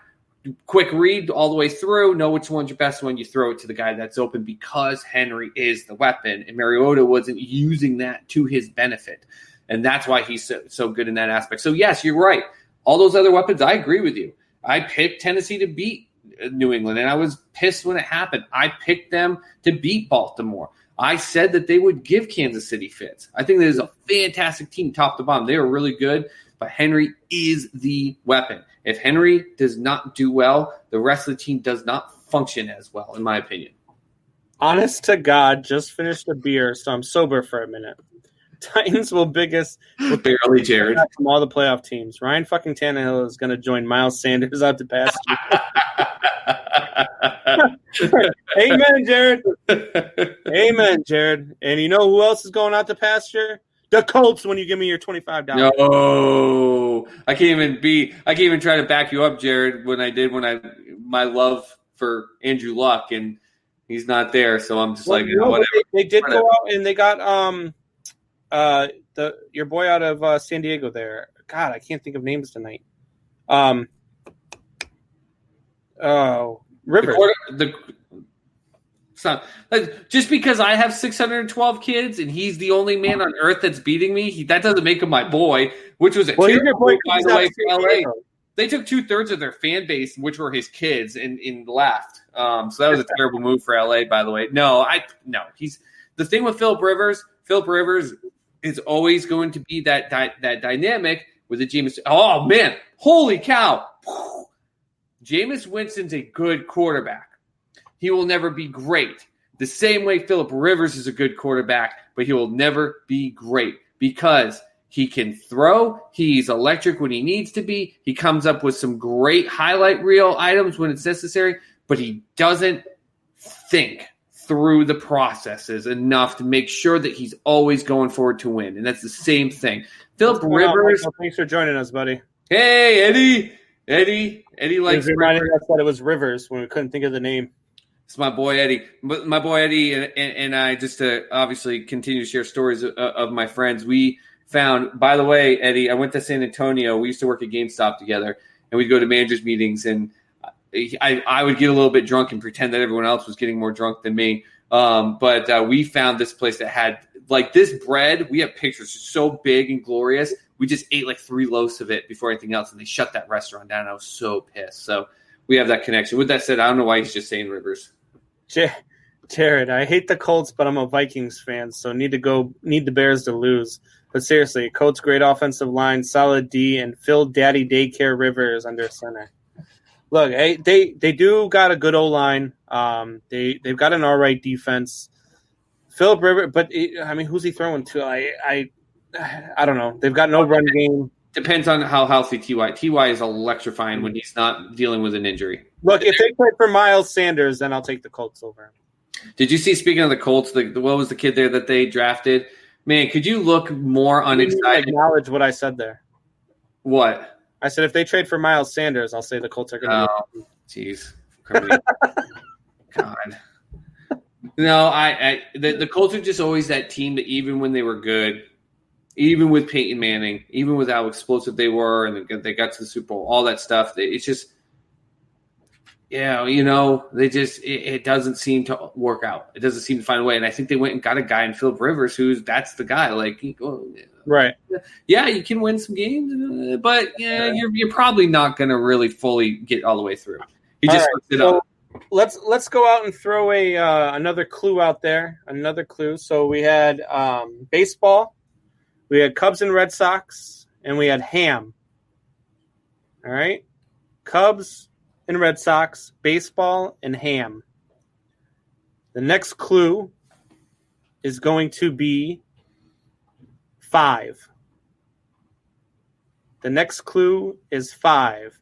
And if you're a baseball fan, you're going to get this one here on this clue. So if you want a chance at the prize, you're going to give me the right answer. We got baseball, Cubs, Red Sox, ham, and 5. I was wrong. I was wrong. I had thought I knew who it was, but my thought was 3. Gotcha. But it wasn't that. So You're thinking I was saying Hambino. Huh? Are you thinking Hambino? Nah, I was thinking Ross. Oh. Not Ross. I was trying not to say a name because I didn't want if someone was going to guess it. So there you go, guys. Michaeletti. Congratulations. Nomar! You are a big winner. The answer was Nomar. If you want to go back to the clues, baseball, I have Nomar as the best shortstop I've ever watched play the game. I've never seen a better defensive shortstop. He's made a ton of errors, and I get that. People always come at me with, look how many errors he made. But he got the balls that no other player on the planet Earth would have ever gotten to, and he tried to make something happen. Exactly. So that's why another guy dive for it and make the throw to try to get that out at first and just let it go. No, absolutely.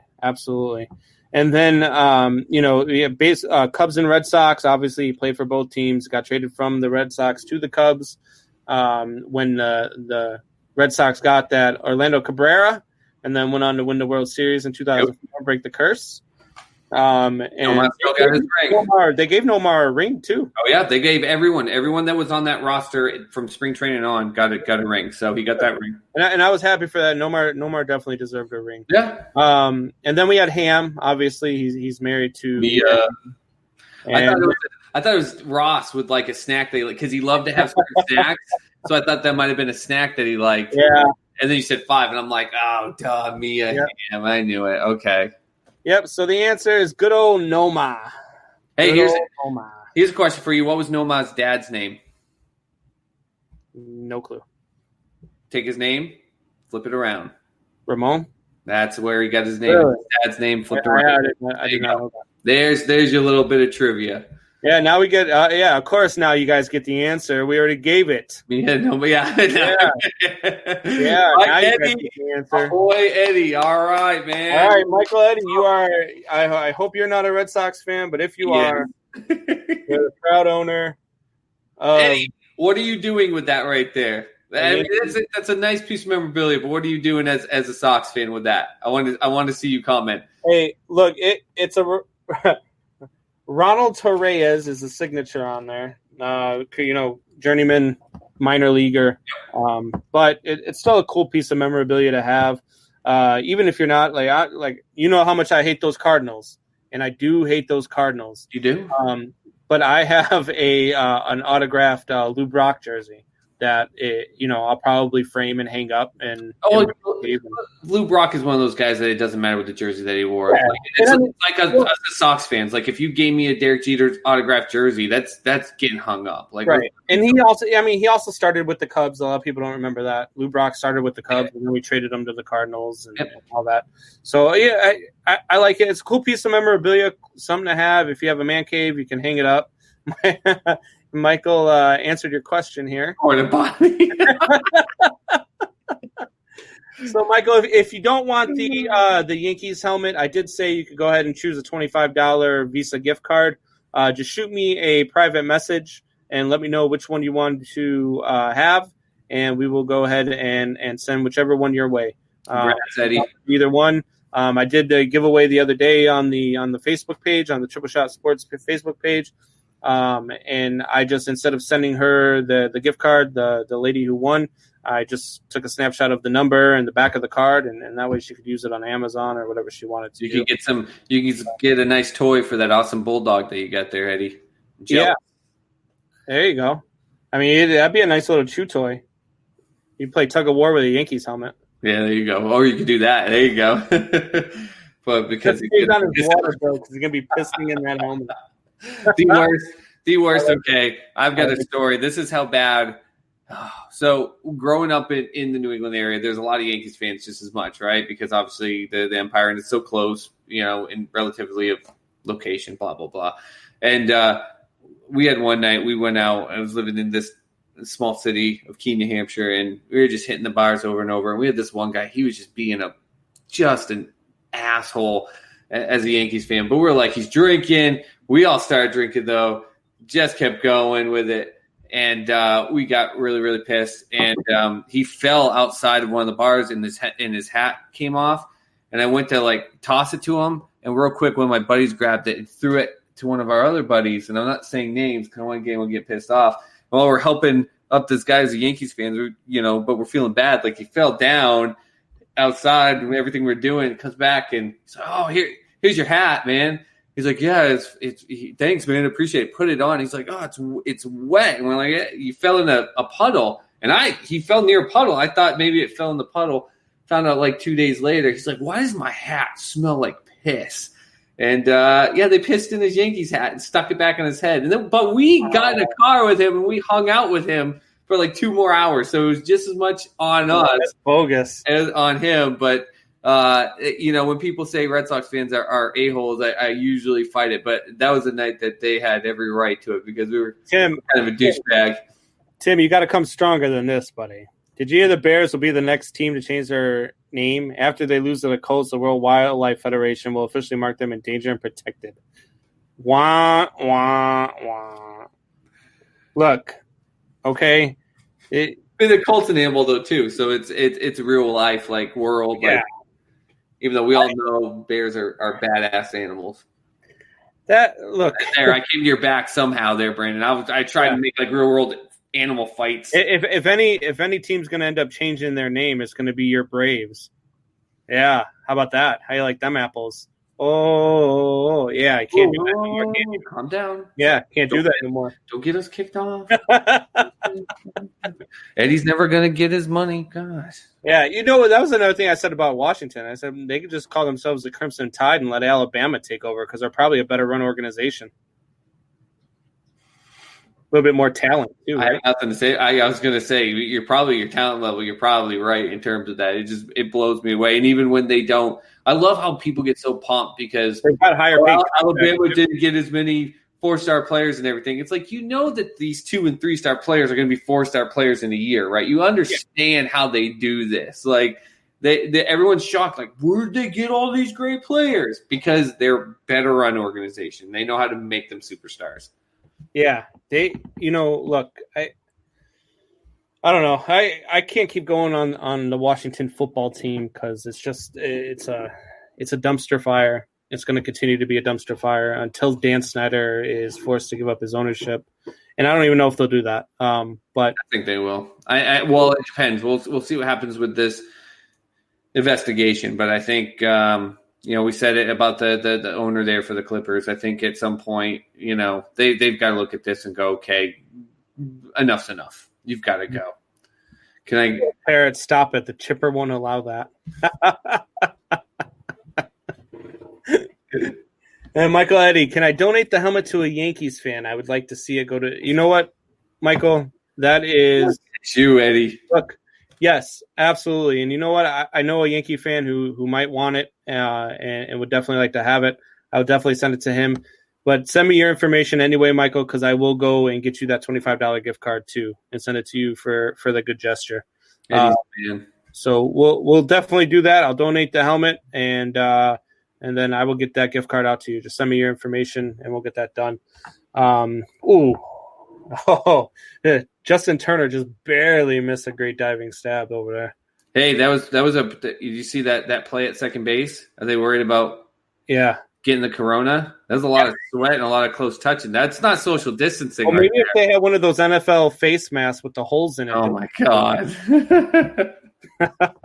Telling you, man, I'm just waiting for the first player to just put it on in the locker room, just be like, you guys understand they're holes, right? Right. Yeah. Yeah, exactly. The Giants are starting to put it on them. Yeah, 2 on, top of the third, no out. Bases loaded now. Oh, is the base load? Yeah. My YouTube TV's a little bit behind yours. You must have special Chicago streaming abilities or something.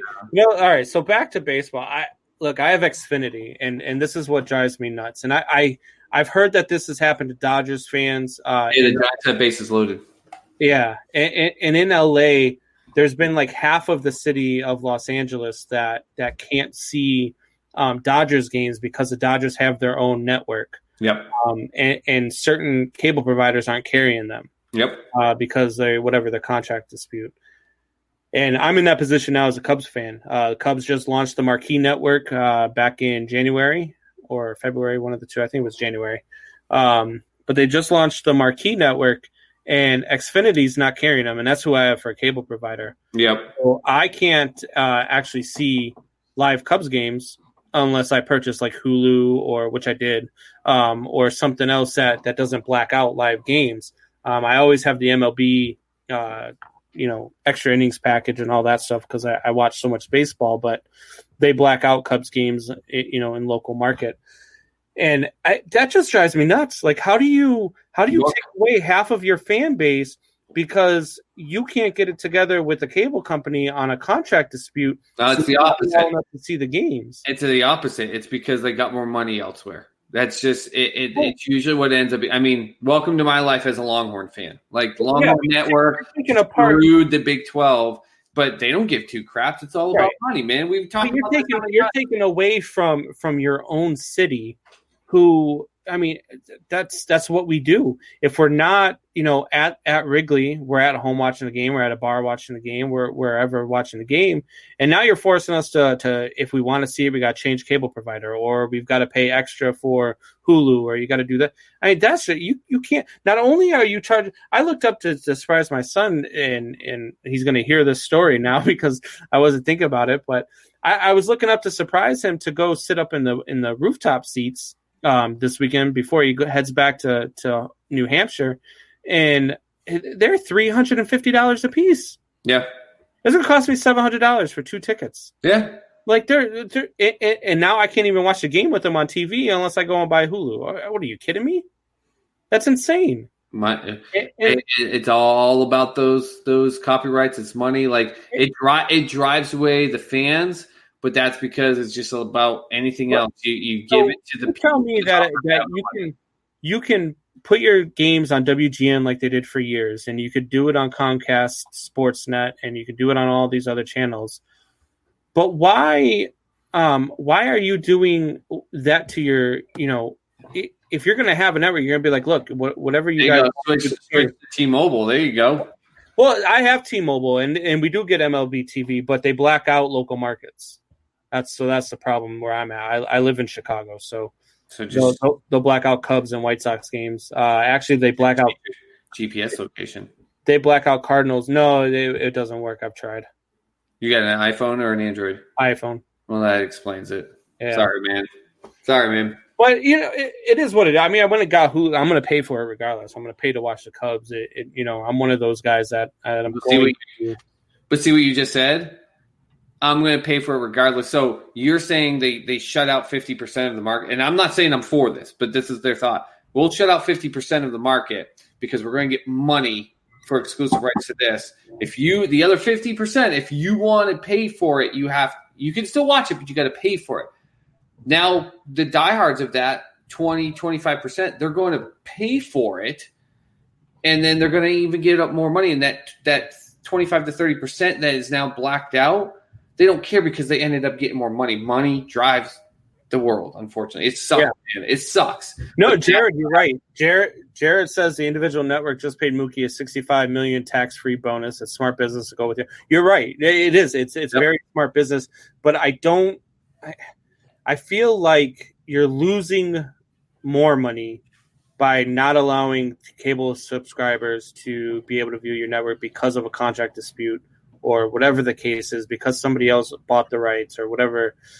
That's fine. You hurt the future of your fan base if you do something like this and just suck for years on years on years. But if they win, but if they do it and they win and they keep winning, what happens is people at some point are like, I mean, I just want to watch this. I will find a way. I'll work a second job. I'll cut this out. I'll find a way to pay for it because I'm sick of missing this, because not only do I love this team, but now they're doing well. So it's a chance, because then if your team just flatlines and they suck, or like what you get with Under Armour when they signed the exclusive deal with UCLA, now Under Armour's turning around just a couple of years into it, and they're like, we want out because you guys suck. This didn't work for us.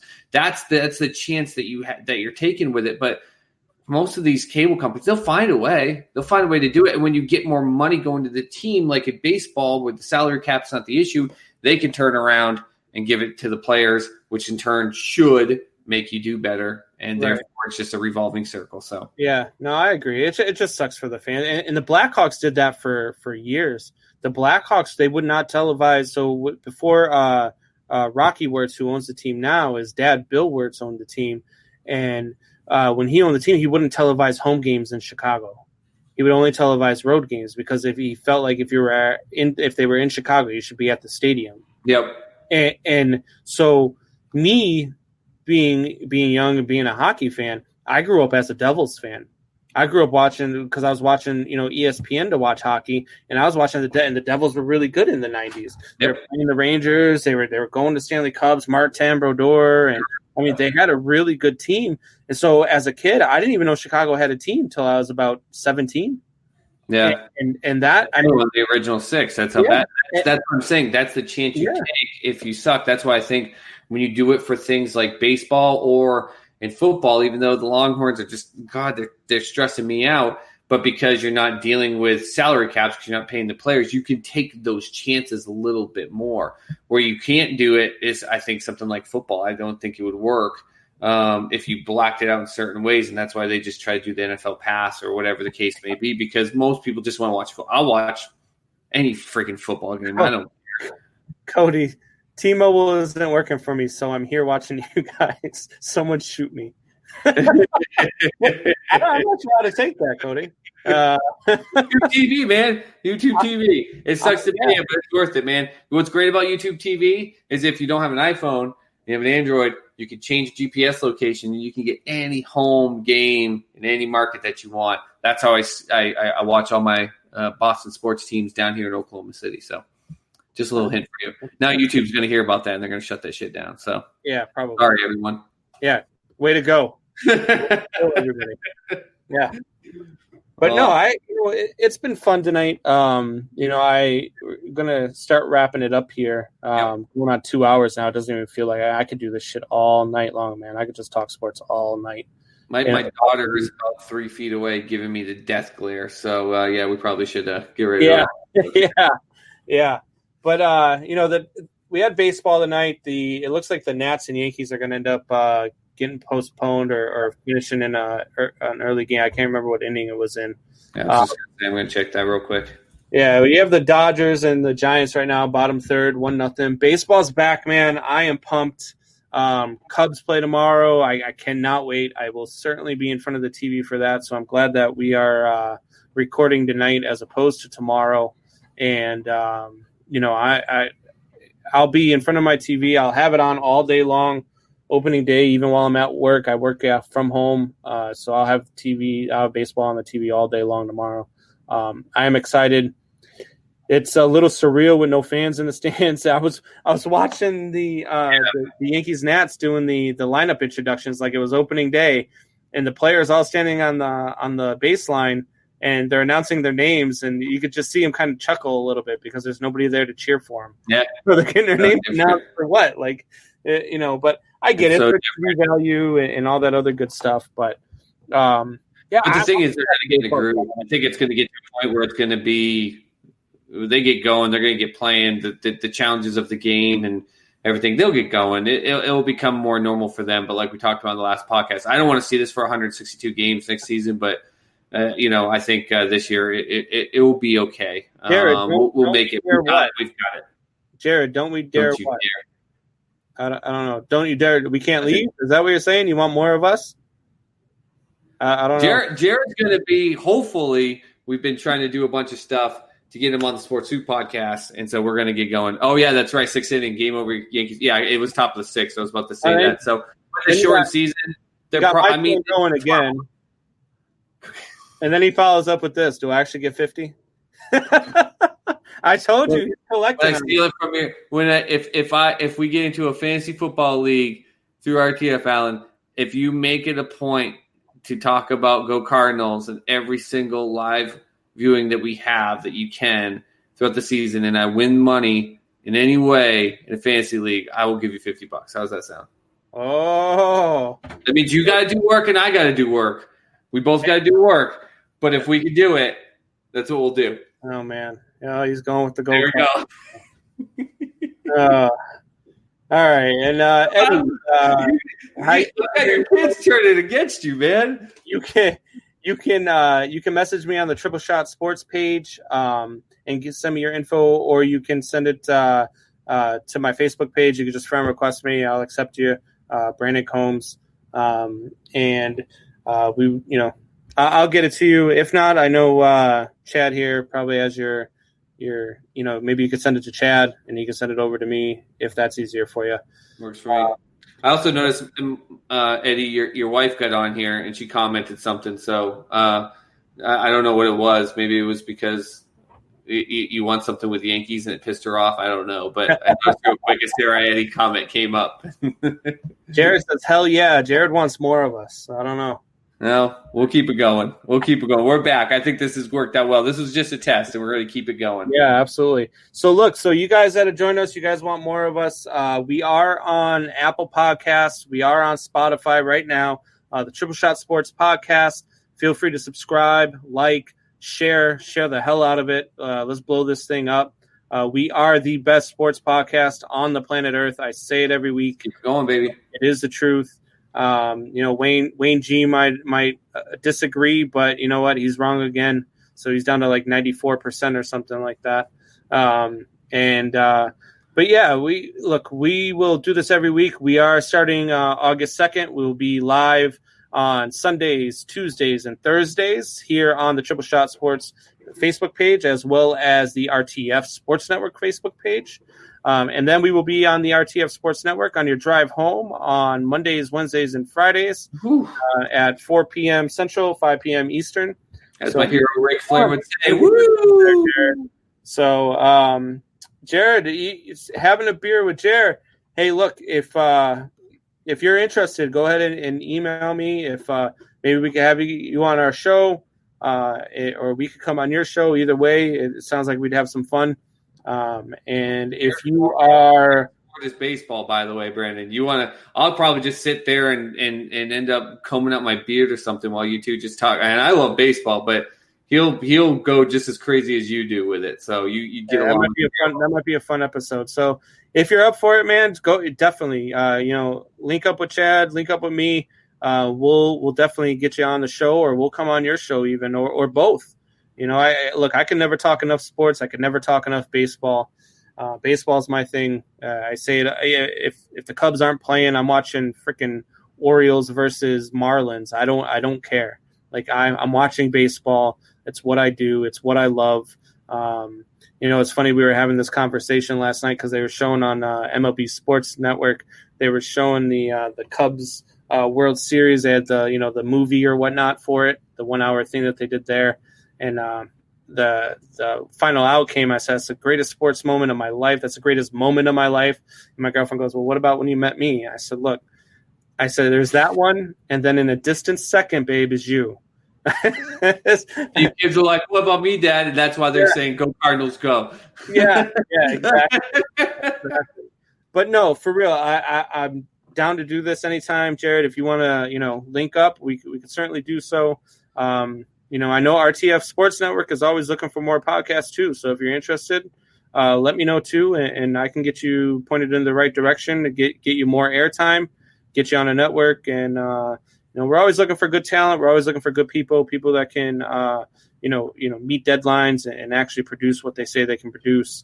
So if Chad says you're good in my book, and we will we'll definitely have you on. So.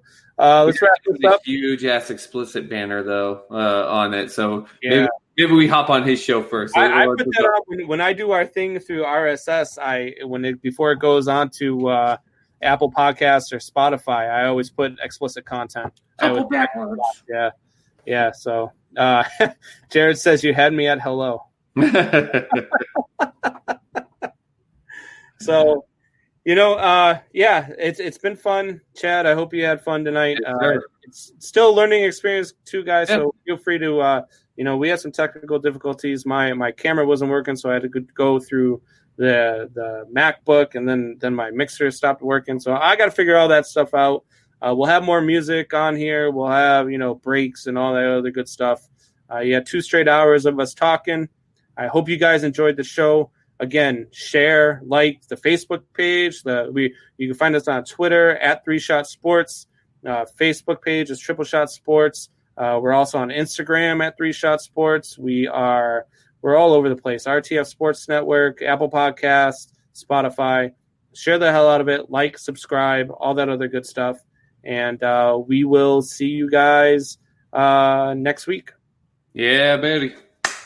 Go Cardinals! I couldn't find the mute button, you son of a... I was waiting. I can't believe you didn't have it muted. All right, have a good night, guys. Bye, guys. Thanks for joining us.